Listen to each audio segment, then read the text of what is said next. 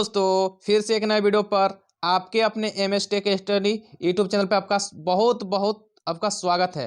तो आज के इस वीडियो में हम सीखने वाले हैं झारखंड बोर्ड एकेडमिक काउंसिल का मॉडल पेपर यानी सेट 1। तो इसका हिंदी सेट ए का क्वेश्चन सीखेंगे।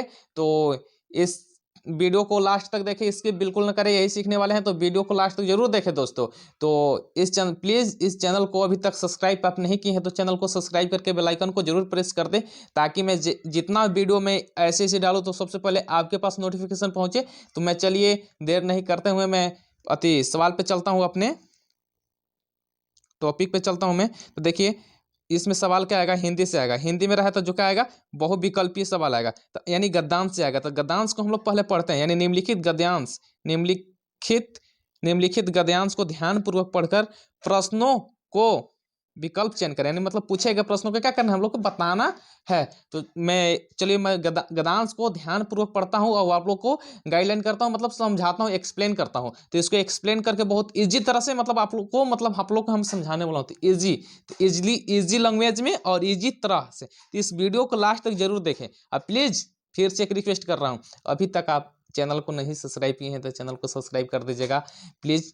और चलिए मैं पढ़ता हूँ। मैं आशा से भरकर जीवन को देखा तो निराश और नकारात्मक दिखाई देने वाला जीवन का मार्ग साफ गतिशील दिखाई देना आरंभ हो जाएगा। ध्यान से देखिएगा, आशा से भरकर जीवन को देखा तो यानी देखो तो निराश और नकारात्मक दिखाई देने वाले जीवन का मार्ग, यानी आशा से जैसे हम लोग गहराई से देख रहे हैं अपने लाइफ को, यानी जीवन को देखे, कैरियर को, तो निराश और नकारात्मक दिखाई देने वाला, मतलब निराश जैसे हम लोग निराश रहते हैं, ठीक, मतलब निराश रहते हैं। और नकारात्मक मतलब नहीं सोचते हैं, हर चीज बात में निगेटिव सोचते हैं, निगेटिव सोचते हैं, तो वाला जीवन का मार्ग साफ और गतिशील दिखाई देने वाला आरंभ हो जाएगा।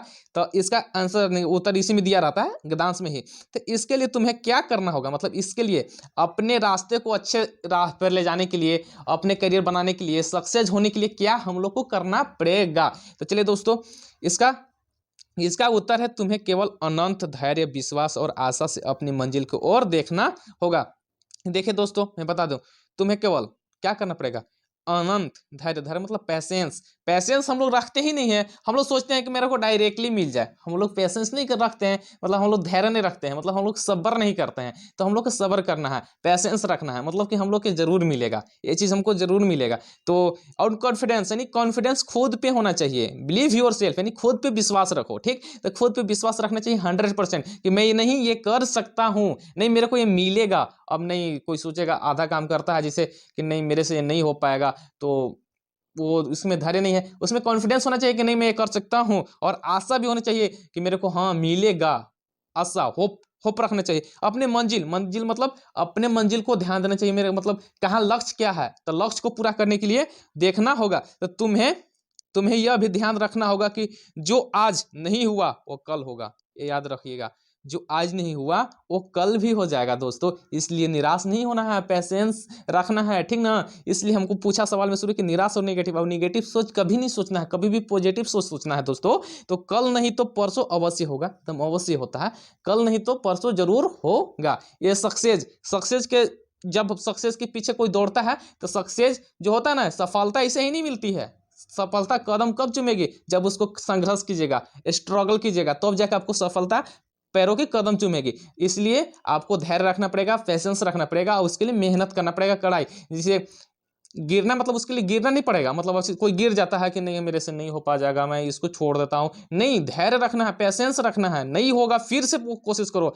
कोशिश करने वालों को कभी हार नहीं होती है दोस्तों। तो इसलिए आप कोशिश करते रहें, तुम्हारे प्रयत्न निष्फल नहीं जाएंगे, मतलब तुम्हारे प्रयास क्या हो जाएगा, मतलब निष्फल नहीं जाएंगे, मतलब फेल नहीं होंगे। तो प्रतीक्षा और आशा जीवन पथ के दो ऊंचे प्रकाश स्तंभ है। यानी प्रतीक्षा मतलब प्रतीक्षा करो, वेट करना पड़ता है। आशा यानी आशा जीवन पथ, यानी दो ऊंचे प्रकाश स्तंभ है।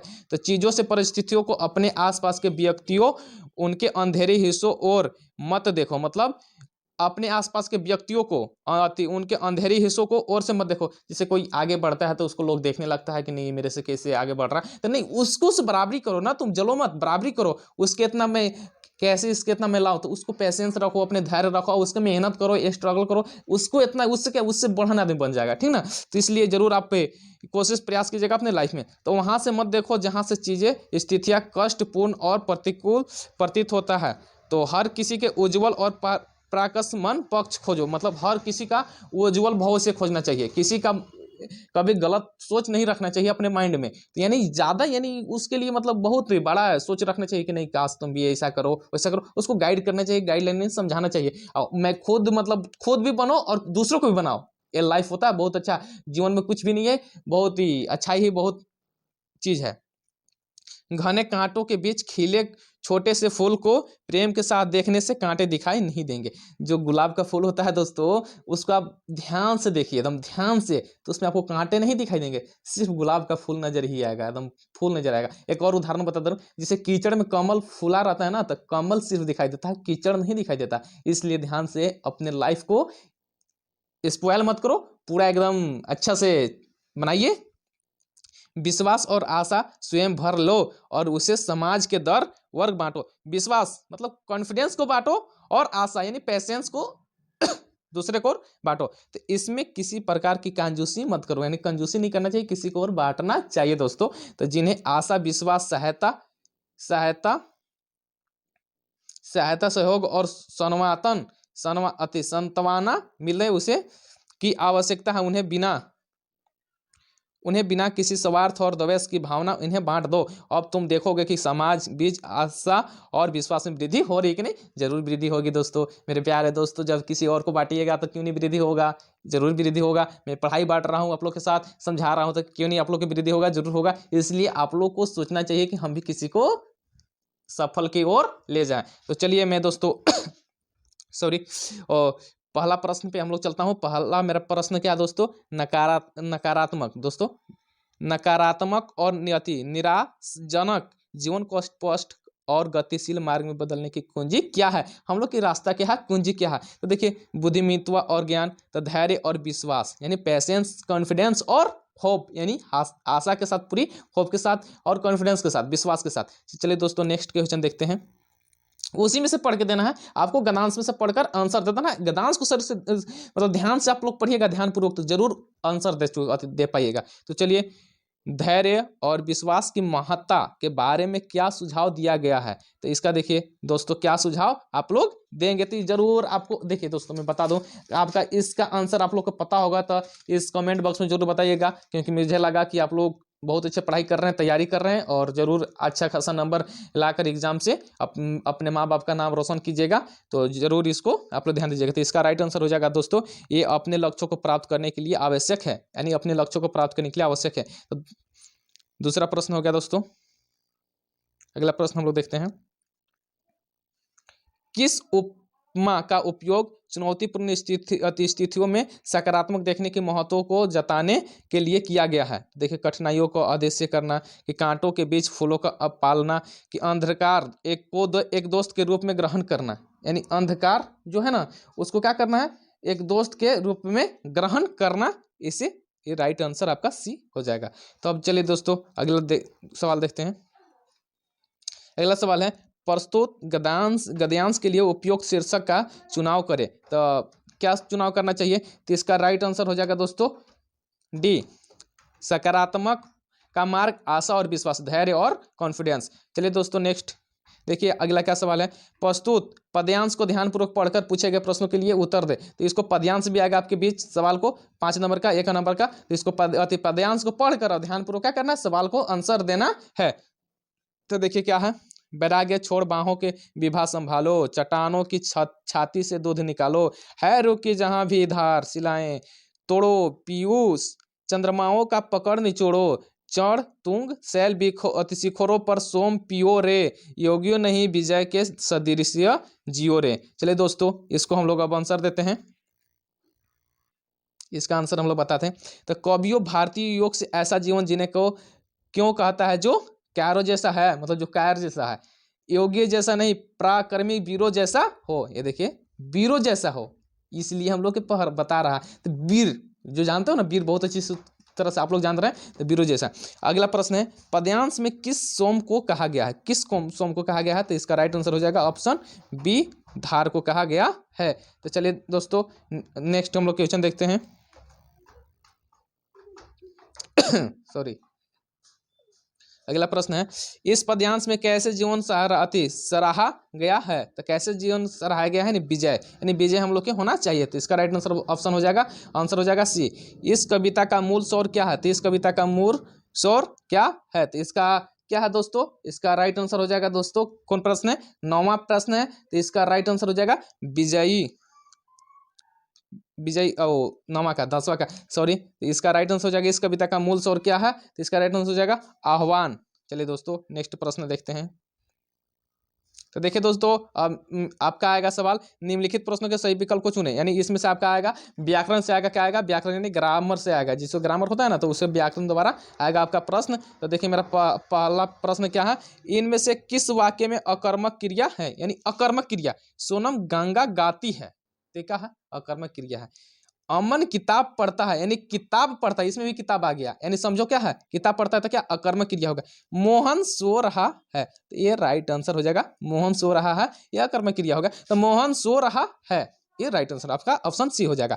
अब देखिए अगला प्रश्न है, कौन सा वाक्य सकर्मक क्रिया का उदाहरण है, सकर्मक क्रिया, बच्चा रोता है, तो इसका राइट आंसर हो जाएगा दोस्तों, बच्चा रोता है। कौन प्रश्न है, 12वां प्रश्न है, 12वां प्रश्न है। तो देखिए अगला, लड़का हंसता है, रीता खाना खाती है, तो इसमें देखना था, उसमें देखना था कर्मक, इसमें देखना सकर्मक, तो इसका राइट आंसर हो जाएगा ऑप्शन सी, रीता खाना खाती है। चलिए दोस्तों नेक्स्ट सवाल, जलद का अनेकार्थी कौन है, तो इसका राइट आंसर हो जाएगा ऑप्शन डी, बादल को भी जलद कहा जाता है। तो चलिए नेक्स्ट क्वेश्चन देखते हैं दोस्तों फटाफट हम लोग। दो पदों या शब्दों के मेल से बना तीसरा पद क्या कहलाता है, दो शब्दों, यानी देखो दो शब्दों, तो इसका दो पदों या शब्दों के मेल से बना तीसरा पद क्या कहलाता है, तो तीसरा पद क्या कहलाता है, ऑप्शन बी, समास कहलाता है। तो चलिए दोस्तों नेक्स्ट क्वेश्चन देखते हैं, नीला है जो कमल, नीला नील कमल किस समास को विग्रह है, तो इसका देखिए राइट आंसर हो जाएगा दोस्तों अव्ययीभाव, इसका राइट आंसर हो जाएगा ऑप्शन सी, अव्ययीभाव।